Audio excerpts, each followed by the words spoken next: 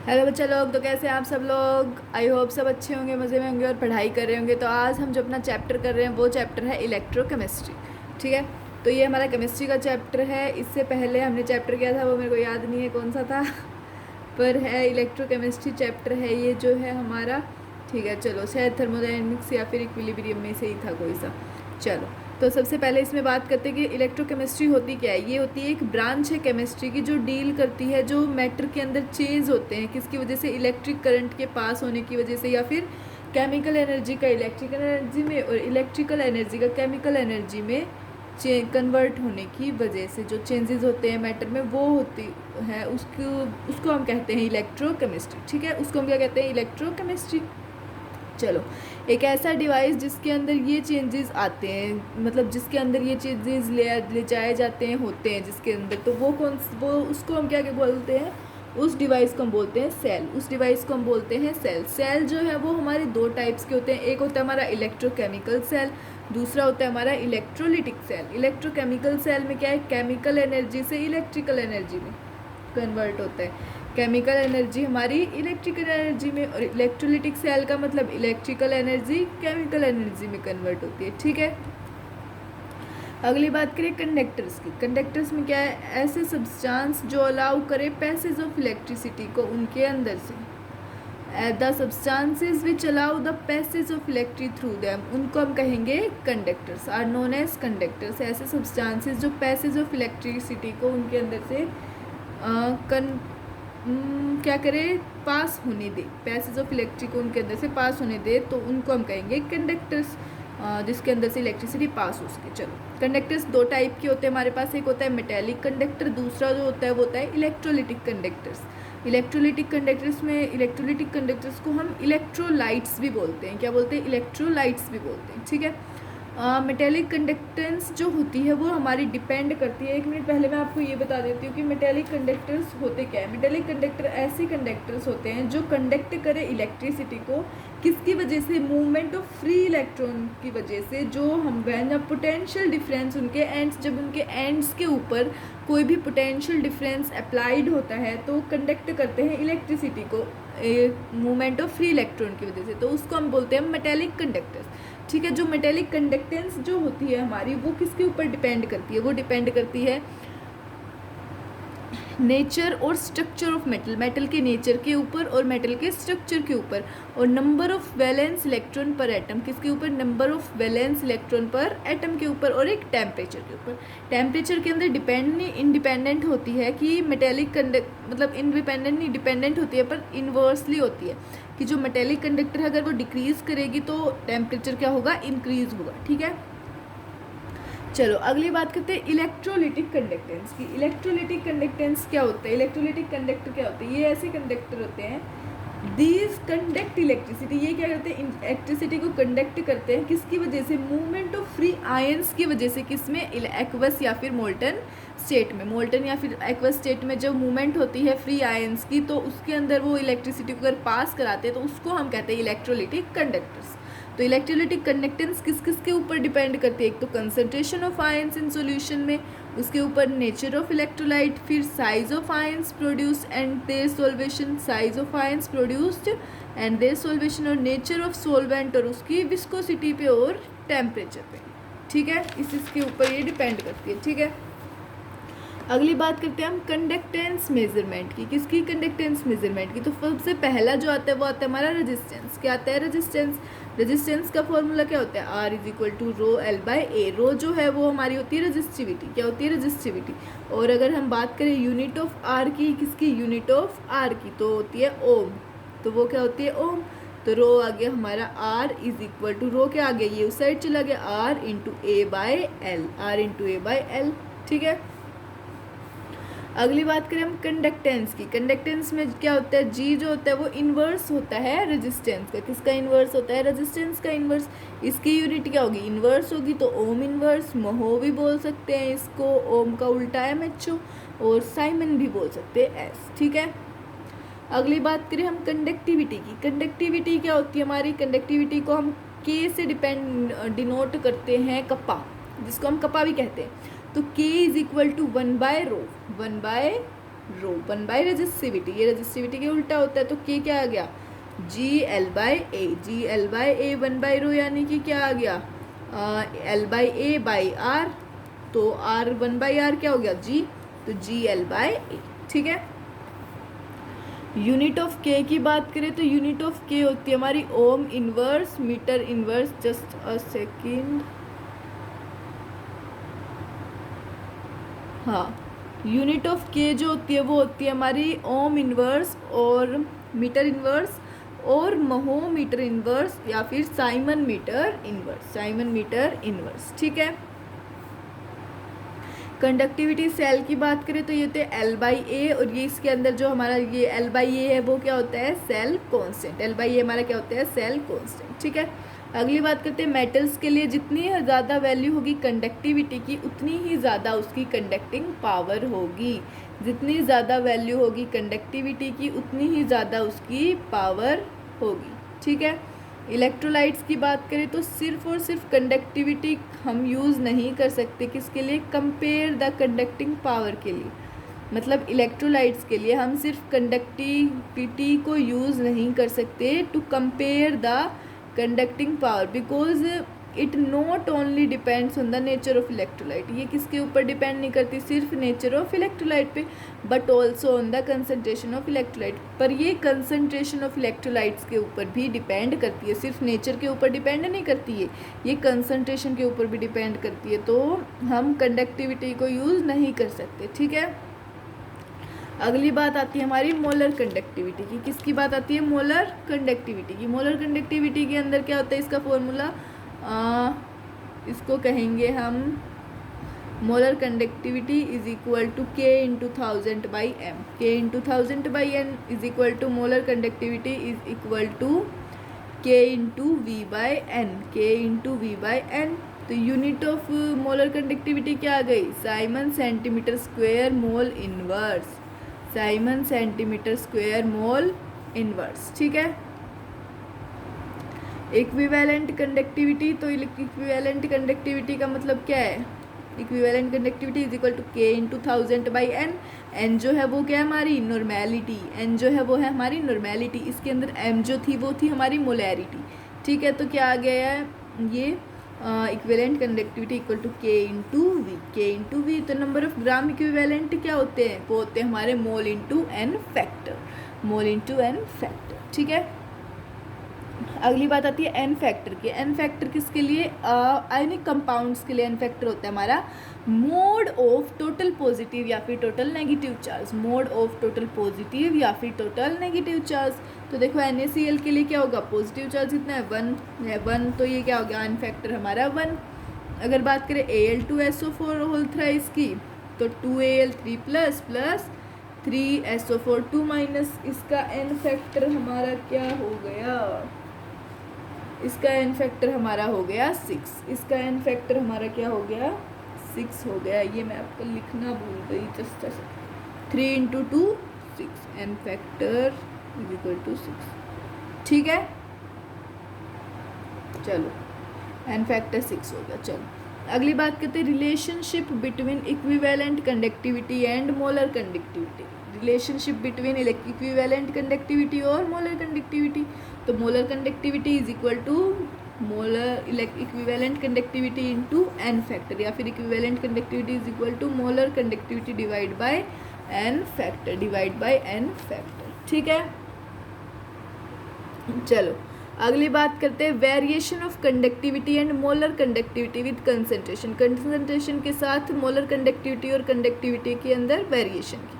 तो सबसे पहले बात करेंगे स्ट्रॉन्ग इलेक्ट्रोलाइट के लिए। स्ट्रॉन्ग इलेक्ट्रोलाइट के लिए क्या होता है मोलर कंडक्टिविटी कंसंट्रेशन का रूट, तो ये क्या आ गया ये ऐसे स्ट्रॉन्ग इलेक्ट्रोलाइट, तो lambda molar conductivity at infinite पे ये इधर ऐसे होगा और ये मोलर कंडक्टिविटी, तो molar conductivity is equal to molar conductivity infinite minus A root C. तो सी क्या है एन बाई वी, ये हमारे स्लोप है, स्लोप क्या हो गया Y is equal to M X plus C, Y is equal to Y is equal to M X plus C. तो सी रूट सी क्या हमारा स्लोप है, रूट सी है स्लोप। ठीक है, अगर हम बात करें वीक इलेक्ट्रोलाइट के लिए, किसके लिए वीक इलेक्ट्रोलाइट के लिए, तो लैम्डा एम ज़्यादा, मतलब लैम्डा नहीं है ये, मोलर कंडक्टिविटी ज़्यादा, मतलब मोलर कंडक्टिविटी इस साइड और कंसनट्रेशन का ग्राफ, तो ये ऐसा बनेगा। तो अल्फ़ा क्या आ गया, अंडर रूट के ए बाय सी, अंडर रूट के ए बाय सी। तो अल्फ़ा क्या आ गया, under root K A into V, under root K A into V. तो C is equal to N by we,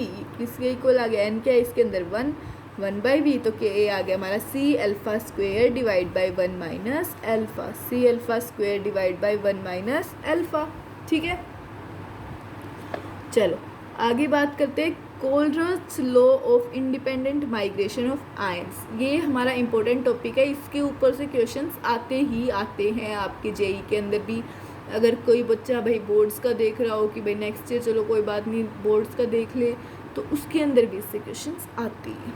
ठीक है, तो देखो molar conductivity at infinite is equal to N plus lambda plus infinity at infinity plus N minus lambda minus at infinity. तो Na2SO4 gives क्या देगा हमें 2Na plus plus SO4 2 minus, तो lambda M Na2SO4 at infinite, तो क्या आ गया 2, क्या इसका एन फैक्टर, तो 2 into lambda sorry molar conductivity at infinite of Na plus की।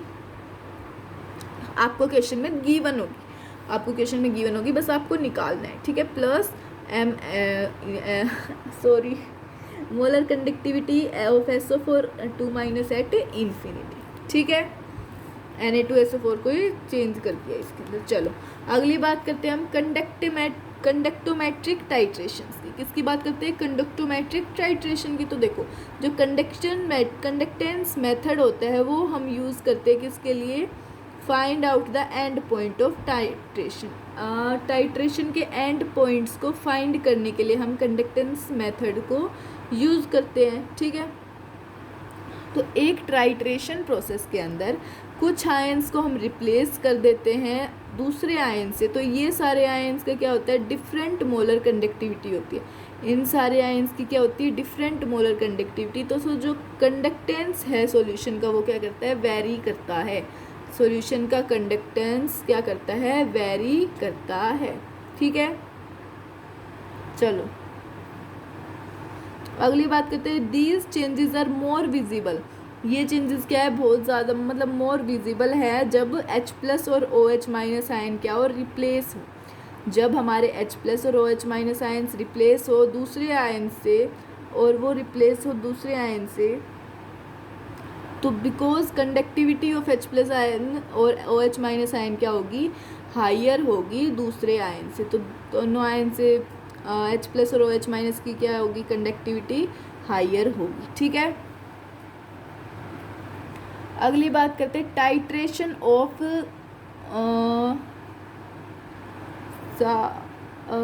Strong acid with strong base. Strong acid with strong base के लिए ये ग्राफ होगा कंडक्टेंस का। तो ये ऐसा है, इसका ये इक्विवेलेंस पॉइंट है जहाँ पे कंडक्टेंस मेथड यूज़ होगा। अगला है titration of strong acid with weak base. Titration of strong acid with weak base, ये भी कंडक्टेंस का ग्राफ है। इसके अंदर ये क्या है, ये क्या है, देखो इधर है हमारा इक्विवेलेंस पॉइंट, तो ये क्या हो गया हमारा वीक बेस, यहाँ पे है हमारा वीक बेस। ठीक है,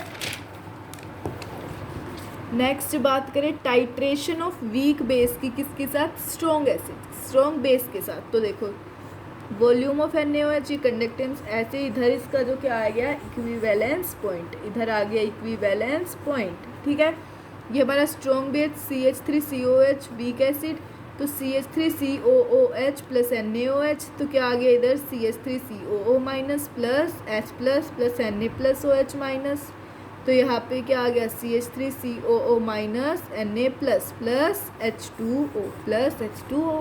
ठीक है, अगली बात करें टाइट्रेशन ऑफ वीक एसिड की, किसके साथ, वीक बेस के साथ। Titration of weak acid with weak base, तो कंडक्टेंस की और वॉल्यूम ऑफ NH4OH ऐड किया जाए तो क्या हो गया हमारा, ये ऐसे ग्राफ बनेगा और इधर इक्विवेलेंस पॉइंट, इधर इक्विवेलेंस पॉइंट। अगली बात करें titration of AgNO3 with KCl, KCl के साथ टाइट्रेशन AgNO3 की, तो क्या हो गया ऐसा ग्राफ बनेगा जब KCl के साथ ऐड होगा, तो ये हमारा इक्विवेलेंस पॉइंट आ जाएगा, इक्विवेलेंस पॉइंट आ जाएगा। ठीक है, अगली बात करें इलेक्ट्रोकेमिकल सेल की। अगली बात करते हैं इलेक्ट्रोकेमिकल सेल की। तो ऐसा डिवाइस जो यूज़ करते हैं हम कन्वर्ट करने के लिए किसको, chemical energy of spontaneous redox reaction की केमिकल एनर्जी को इलेक्ट्रिकल एनर्जी के अंदर कन्वर्ट करने के लिए यूज़ करते हैं, तो उसको हम बोलते हैं इलेक्ट्रोकेमिकल सेल या फिर गैल्वेनिक सेल या फिर वोल्टेइक सेल। तो जो स्पॉन्टेनियस प्रोसेस होती है वो क्या होती है, स्पॉन्टेनियस प्रोसेस ऐसी प्रोसेस होती है जो अपने आप होती है, जो अपने आप होती है, उसको हम कहते हैं स्पॉन्टेनियस प्रोसेस। ठीक है। डैनियल सेल की बात करें तो ये होता है हमारा डैनियल सेल। इसके अंदर हमें 2 बीकर दिए गए हैं, इसके अंदर सोल्यूशन है, ये ZnSO4 का सोल्यूशन है और ये CuSO4 का सोल्यूशन है। तो KCl डाला, साल्ट ब्रिज है, इसके अंदर KCl, इसमें Cl निकलेगा, इसमें K+ निकलेगा। ये हमारा कैथोड है पॉजिटिव, ये एनोड है, ये हमारा सॉल्ट ब्रिज है, ये क्या है सोल्ट ब्रिज, ये क्या है जिंक रोड है और ये कॉपर रोड है हमारी, ये क्या है कॉपर रोड। इसके अंदर जिंक सल्फेट है, इसके अंदर कॉपर क्यूपिक सल्फेट है, ये कॉपर की रोड है। तो देखो ये ऑक्सीडेशन हाफ सेल, ये हमारी रिडक्शन हाफ सेल, ये ऑक्सीडेशन हाफ सेल, ये रिडक्शन हाफ सेल। चलो फिर उसके बाद ZnS देता है हमें Zn2+ एक्वस प्लस 2 इलेक्ट्रॉन या फिर Cu2+ प्लस 2 इलेक्ट्रॉन देता है हमें Cu। ठीक है। चलो देखो ये लोन लिख रखा है मैंने, लोन का मतलब है left oxidation anode negative. Left side में हमारा क्या होगा, ऑक्सीडेशन होगा, एनोड होगा और वो नेगेटिव होगा। ठीक है। और राइट का तो फिर आप समझना, राइट रिडक्शन कैथोड पॉजिटिव। ठीक है, right reduction cathode positive RRCP। चलो एनोड पे क्या होगा, ऑक्सीडेशन होगा, कैथोड पे रिडक्शन होगा, इलेक्ट्रॉन एनोड से कैथोड की तरफ जाएगा, करंट क्या होगा, कैथोड टू एनोड होगा। ठीक है। अगली बात करते हैं हम नेट रिएक्शन की। नेट रिएक्शन में क्या होगा, जिंक सॉलिड में प्लस Cu2+ एक्वस में, उससे क्या देगा हमें Zn2+ एक्वस में प्लस Cu सॉलिड में। ये इधर रिडक्शन हो गया इसका और इसका ऑक्सीडेशन होगा। तो इसके अंदर कितने इलेक्ट्रॉन्स का एक्सचेंज हुआ, इसके अंदर इलेक्ट्रॉन एक्सचेंज हुए 2। कितने, 2। ठीक है। जो सॉल्यूशन है वो बोथ द हाफ सेल्स में क्या होगा, इलेक्ट्रिकली न्यूट्रल। दोनों के दोनों हाफ सेल्स में सॉल्यूशन इलेक्ट्रिकली न्यूट्रल होगा। ठीक है। आयनिक मोबिलिटी क्या होगी, सोल्ट ब्रिज की बात करें तो जो आयनिक मोबिलिटी होगी दोनों के आयंस की वो क्या होगी, सेम होगी सोल्ट में, मतलब सेम होगी दोनों की। ठीक है। मैं आपको थोड़ा बहुत सोल्ट ब्रिज के बारे में बता देती हूँ। ये एक U-शेप्ड ट्यूब होती है जो कंटेन करती है concentration solution of inert electrolyte. Inert electrolyte की कॉन्सेंट्रेशन ऑफ सेल मतलब सॉल्यूशन को कंटेन करती है। ये किससे प्रिपेयर्ड होती है, prepared by mixing the electrolyte. अगर हम किसी भी ऑफ विद गिलेटिन या फिर अगर के साथ हम इलेक्ट्रोलाइट को मिक्स करें तो ये प्रिपेयर होती है साल्ट ब्रिज। ठीक है। ये सर्किट को कंप्लीट करती है इंटरनली, इसके अंदर इंटरनल ये इंटरनल सर्किट को कंप्लीट करती है और ये प्रिवेंट करती है इंटरमिक्सिंग ऑफ टू सॉल्यूशन की इंटरमिक्सिंग को प्रिवेंट करती है और maintain the overall electrical neutrality of both the half cells. दोनों हाफ सेल्स की इलेक्ट्रिकल न्यूट्रलिटी को मेंटेन रखती है।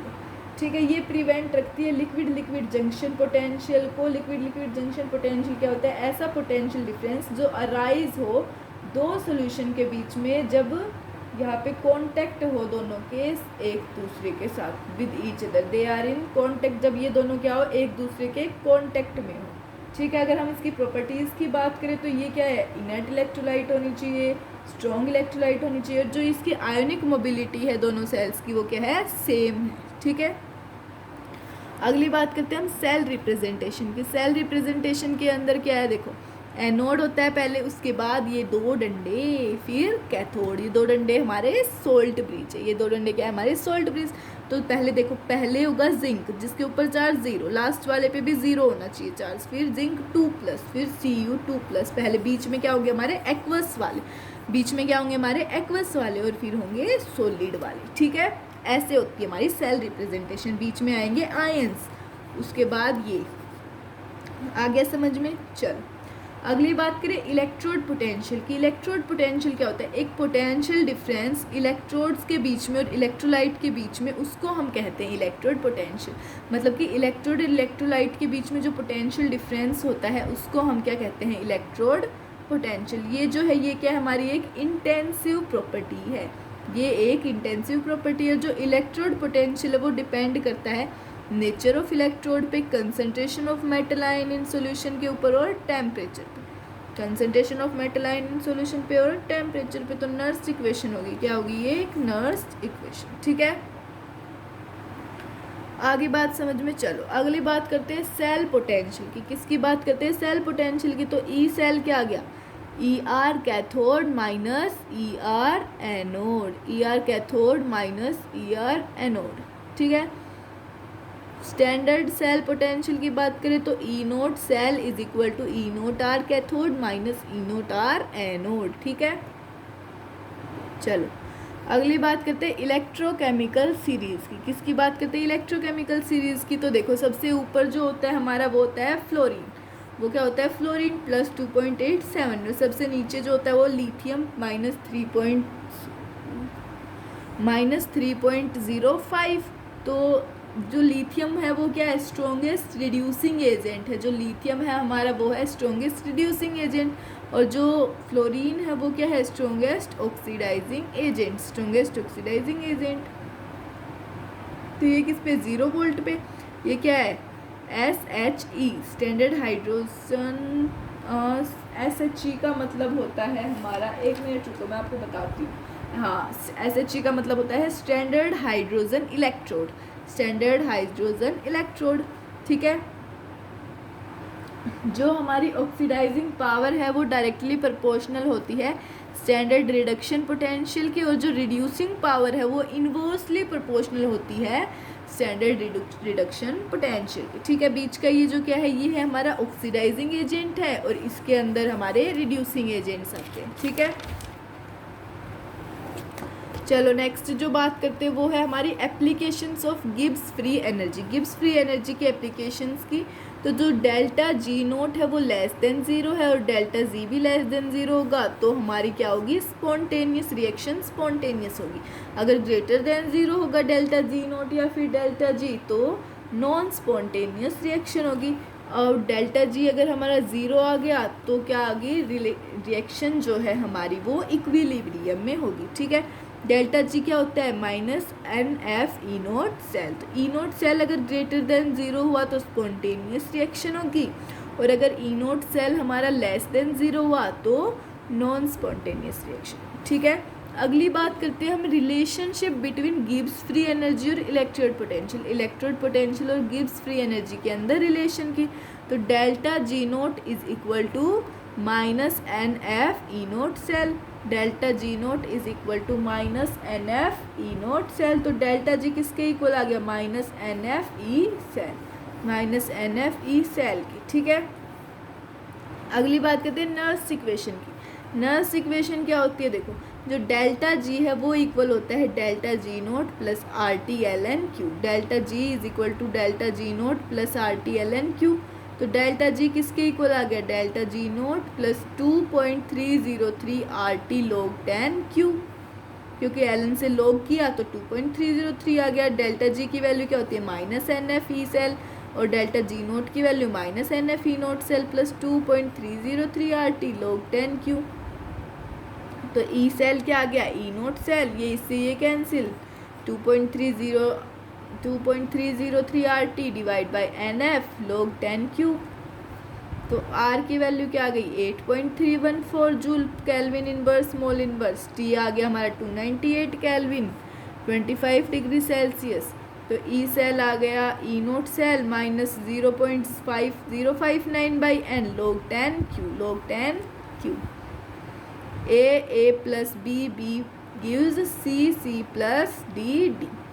तो Q की वैल्यू क्या आ गई? क्वोशेंट की, रिएक्शन क्वोशेंट की, C की पावर C इंटू D की power D divide by A की पावर A इंटू B की पावर B। ठीक है, गैसियस सब्सटेंसेस के लिए हमारा जो पार्शियल प्रेशर है वो यूज़ होता है। For gaseous substances partial pressure is use. Pure liquids और प्योर सॉल्यूट के लिए not included in the expression of reaction quotient. Pure liquids और प्योर सॉलिड्स के लिए ये इंक्लूड नहीं होता किसकी रिएक्शन में, किसकी एक्सप्रेशन में, रिएक्शन क्वोशेंट की एक्सप्रेशन में। ठीक है, अगली बात करते हैं इक्विलिब्रियम इन इलेक्ट्रोकेमिकल सीरीज। इलेक्ट्रोकेमिकल सीरीज में इक्विलिब्रियम की, तो इक्विलिब्रियम पे क्या होता है, जो हमारा ई आर एट कैथोड होता है वो इक्वल होता है ई आर एट एनोड के ऊपर। ई आर एट कैथोड होता है वो किसके इक्वल होता है, ई आर एट एनोड के। ठीक है, एनोड के। तो इक्विलिब्रियम पे जो ई सेल है वो किसके इक्वल है, ज़ीरो के। ई सेल क्या है हमारा, ज़ीरो के इक्वल है। ई सेल हमारा ज़ीरो के इक्वल है। ठीक है, इक्विलिब्रियम पे जो सेल है वो कभी भी वर्क नहीं करेगा। इक्विलिब्रियम पे सेल कभी वर्क नहीं करेगा। तो डेल्टा जी नोट है वो किसके इक्वल आ गया, -2.303 RT log 10 के इक्विलिब्रियम। तो डेल्टा जी नोट किसके इक्वल आ गया, -RT के इक्विलिब्रियम, -RT के इक्विलिब्रियम। तो ई नोट सेल किसके इक्वल है, 0.059/n, 0.059/n log 10 के इक्विलिब्रियम, log 10 के इक्विलिब्रियम। ठीक है, चलो अगली बात करते हैं thermodynamics of galvanic cell. Galvanic cell के अंदर थर्मोडायनेमिक्स की, तो जो डेल्टा जी होता है वो इक्वल हमारा -NFE सेल, -NFE सेल। तो जी किसके इक्वल, H - TS। H जो होता है हमारी एंथैल्पी, T जो होती है वो टेम्परेचर, और S हमारा एंट्रोपी। S हमारी एंट्रोपी, G तो गिब्स फ्री एनर्जी है। तो H क्या आ गया, H किसके इक्वल आ गया, U + PV, U + PV। तो डेल्टा S किसके इक्वल है, NFDE cell by DT, NFDE cell by DT। ठीक है, तो डेल्टा H जो आ गया वो इक्वल आ गया -NFE cell plus NFTDE cell by DT, NFTDE cell by DT। Delta H किसके इक्वल आ गया, एंथैल्पी चेंज की। डेल्टा H किसके इक्वल आ गया, एंथैल्पी चेंज की। ठीक है, अगर बात करें एफिशिएंसी ऑफ गैल्वेनिक सेल, किसकी, एफिशिएंसी ऑफ गैल्वेनिक सेल की, तो हमारी जो एफिशिएंसी है वो क्या होती है, output by input into 100%, output by input into 100%। तो एन किसके इक्वल आ गया, NFE cell divide by delta H, NFE cell divide by delta H into 100%। ठीक है, अब जो बात करते हैं वो बात करते हैं Faraday law of electrolysis. Faraday law of electrolysis की बात करें तो फर्स्ट जो लॉ होता है उसको क्या कहता है, वो कहता है कि जो मास ऑफ सब्सटेंस डिपॉजिटेड और लिबरेटेड है वो डायरेक्टली प्रोपोर्शनल है चार्ज के। वो किसके प्रोपोर्शनल है, डायरेक्टली चार्ज के। तो W किसके इक्वल हो गया, ZQ के। तो वर्क जो है वो किसके इक्वल हो गया, ZQ के। तो वर्क इक्वल होगा Z into I into T. Q क्या होता है हमारा, I इंटू टी। तो वर्क हो गया Z into I into T. तो Z के किसकी वैल्यू आ गई, Z is equal to equivalent weight divide by 96500। देखो ये कैसे आ गया हमारा, क्योंकि वर्क क्या है, equivalent weight divide by Z जो होता है वो होता है हमारा इक्विवेलेंट वेट डिवाइड बाय 96500। तो वर्क क्या आ गया, equivalent weight by 96500 into I into T. तो वर्क इज इक्वल टू, मतलब W by equivalent weight is equal to I into T divide by 96500। तो ये क्या होता है, ये वाला ये होता है number of gram equivalent is equal to I into T into 96500। तो मोल्स इंटू एन फैक्टर क्या हो गया, मोल्स इंटू एन फैक्टर। तो ये हो गया आई इंटू टी डिवाइड बाई 96500, 96500 आएगा इधर। ठीक है, अगली बात आती है नोट करने वाली पॉइंट की। तो ये हो गया हमारे number of gram equivalent of substance at anode. Anode के ऊपर जो सब्सटेंस के ग्राम इक्विवेलेंट है वो इक्वल होते हैं कैथोड के वाले के ऊपर, सेम होते हैं। कैथोड के ऊपर और एनोड के ऊपर जो नंबर ऑफ ग्राम इक्विवेलेंट होते हैं सब्सटेंस के वो सेम होते हैं। ठीक है, W क्या आ गया, W is equal to equivalent weight divide by 96500 into I into T into N by 100 into N by 100। ठीक है, बात आती है करंट एफिशिएंसीज की। करंट एफिशिएंसी में क्या है, I actual divide by I theoretical into 100%, I actual divide by I theoretical into 100%। ठीक है, चलो लास्ट जो आता है वो आता है हमारा सेकंड लॉ, फैराडेज का सेकंड लॉ। तो वो क्या होता है, W A weight of A divide by equivalent weight of A is equal to weight of B divided by equivalent weight of B is equal to weight of C divide by equivalent weight of C. बस यही कहते हैं हमारा Faraday का second law.